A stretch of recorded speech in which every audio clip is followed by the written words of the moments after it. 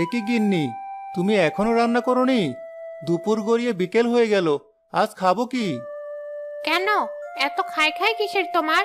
তাছাড়া তো তোমাকে সকালেই বলেছি ইলিশ মাছ আনলে তবেই আমি রান্না করব। তুমি পাগল হয়ে গেলে নাকি?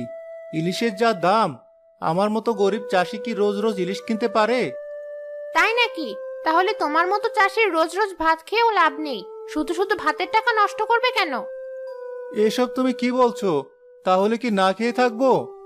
থাকলে থাকবে, তবে ইলিশ মাছ না আনলে আমি ভাত রাখবো না, এই আমি বলে রাখলাম।